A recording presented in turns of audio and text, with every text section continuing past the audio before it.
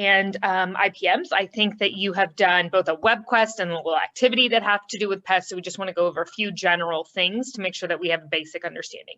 So we define a pest as any organism that damages valuable crops or hurts, makes an economic or human health impact on humans, or makes an economic or human health impact. We talk about weeds, right? We talk about things that grow that compete with our crops. And so a pesticide is a poison that targets that pest organism. We have the pesticide is a big general term. You can have insecticides that target insects. For example, like when we try to get rid of mosquitoes that carry West Nile virus. Herbicides are like Roundup when we're going to try to get rid of plants. Fungicides target fungi. 75% of pesticides are applied to agricultural land. The rest of them are probably within homes and then in gardens, things like that. The usage is mainly in developed countries, like we're going to see, but it is rapidly rising in developing countries. And we use over 400 million kilograms of pesticide a year. We can divide pesticides into two different categories. Those things that are broad spectrum, meaning they kill anything, or things that are very narrow spectrum, meaning that they have just one or two organisms that they're going to kill. We like to see that narrow spectrum pesticides are a little bit more beneficial because they don't kill like non-target organisms, meaning we don't want to kill all the rodents, we mainly only want to kill one. And so it's better to use a narrow spectrum pesticide. Broad spectrum pesticides are used because they're more efficient, they require less labor, etc. Remember that when we're talking about pesticides, these things are usually made from fossil fuels and other toxic chemicals. And so we do see that there is some carbon dioxide emissions involved with them. So not to say that we don't need pesticides, because we absolutely do. Crop yields would plummet if we didn't have pesticides, and we would be unable to feed the world's population. So if we look at this is just from 2005, which is the most recent data that I could find. So it's not really even that current. So this is the amount of food production that's lost due to pests. So we lose $1.5 trillion due to pests. So that's how much we could obtain, how much we actually, the attainable crop production was 1.5 trillion. Actual production was 950 billion. So we lost that much due to pests.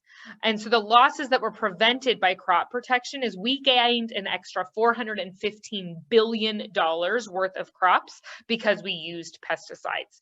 So they're absolutely necessary. We don't ever want to just say we're going to get rid of them altogether. Remember that even if we have organic farming, they're still allowed to use pesticides. They just have to be naturally occurring. So for example, some plants release a toxin that prohibits or inhibits the growth of plants around them. And so we can take that and we can use that as a pesticide in organic farming.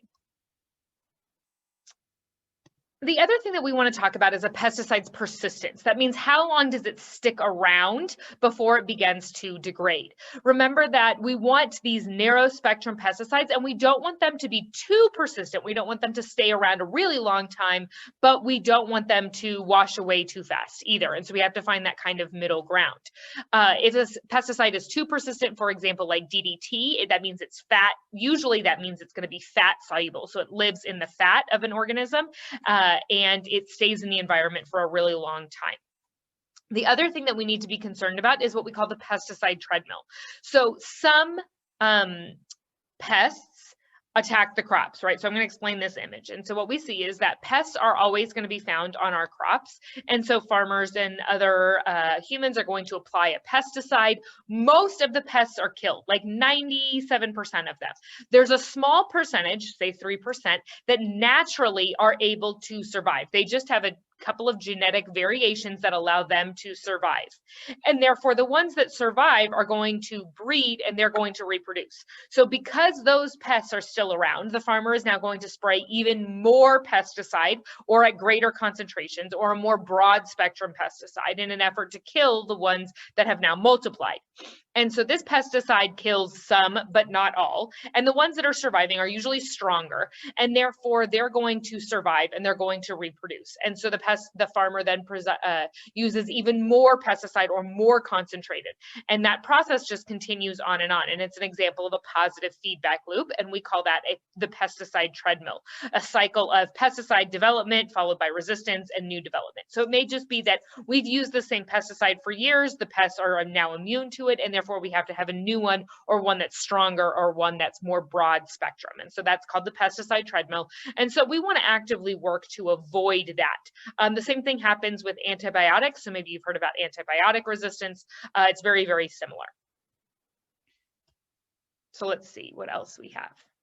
One of the pesticides that you need to be familiar with is DDT. DDT was used in the 1950s. Maybe ask your grandparents or your great-grandparents, and they will recall memories of the big DDT trucks. Maybe not here in Colorado, but definitely if they lived in the South or they lived in the Southeast. I have a friend whose mom grew up in Louisiana at the time, and she remembers these big, huge DDT trucks coming by and spraying for DDT. And you read about DDT in your pesticide web quest. But so ultimately what happened is we saw that it began to accumulate in a lot of the organisms, and then it grew in concentration as it moved through the food webs. We call that biomagnification, and ultimately impacted some of our birds of prey like eagles. And it caused their shells to not form correctly. And so when the mama eagle would land on the nest, the baby eagle would, the egg in the baby eagle would crack and the baby would die. And so that was DDT. It's found to be very, very, very persistent, and we discontinued use in developed countries, although it's still used occasionally in developing countries. But it was very persistent. It didn't break down. So here we can see the overall pesticide use per hectare of cropland. You can see heavily used in China. They have massive exports of all food production, so it would make sense that we would see that there. We see it heavily in the plantation agriculture that is common with South America, as well as in the United States and Western Europe. Less so in developing countries, for example, in parts of Africa, just because they don't have the income to purchase those kind of things, although it is rising. So our ultimate goal is to move towards more of an IPM, or an integrated pest management, keeping in mind that you're always going to have to use some pesticides. We just maybe want to bring it down to lower levels. We want to bring pesticide loss to an acceptable level. We're never going to get rid of it entirely. I don't want us to think that like we can never use pesticides, because they're absolutely very, very necessary, but we maybe can use other things such as biological control. So for example, if your mom keeps a garden, she may release ladybugs in order to eat aphids, which are a small insect that feed on leaves. And so that's an example of a biological control, when you release a predator in order to eat a pest. We don't want to release something that's going to become invasive, but we do want to release things that can control our pest population. We can use chemicals when necessary. We may just monitor the population. We may alter the habitat.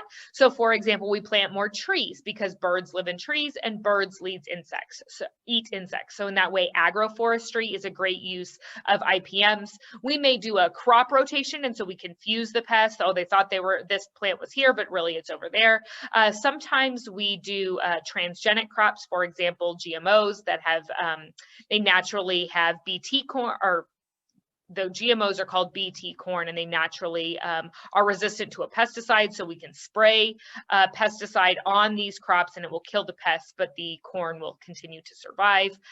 We could do mechanical pest removal. So you can spray it with boiling water in an effort to kill pests. Not all of these are super efficient. What we want to see is that pesticide production has declined over time, but our rice production has stayed kind of constant, and that would be our ultimate goal. Sometimes we use chemicals and hormones. So sometimes people will use pheromones. And so what they'll do is they'll manufacture a signal. So pheromones are naturally occurring. You release pheromones, and they're basically a scent that attracts mates. And so you have them. You can buy pheromone perfume on the internet. It's kind of a crock. Don't buy it. But it's pretty common in the animal population. And so basically the scent says, hey, I'm DTF, I'm ready to go. And the scent says that about the animal, and therefore it will attract mates, and then they can be trapped.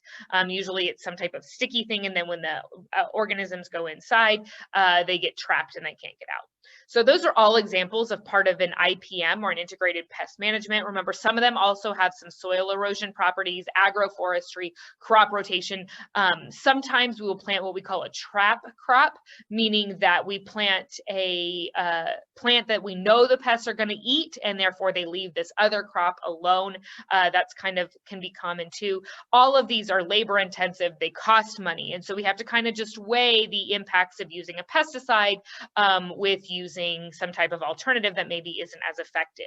Remember that pesticides can run off into nearby water sources, and if you kill all of the insects, then that's going to disrupt your food chains and your food web, so we don't want to do that. And we've also seen that pesticides such as the one that's been applied to certain crops impact bees. Bees are pollinators, and we don't want them to go away. So we've seen that the bee population has actually declined, and that's a big problem because they're natural pollinators. So same things with bats and wasps, other things that we think of as pests, but in reality are huge pollinators and very, very impactful to the agricultural production of the United States.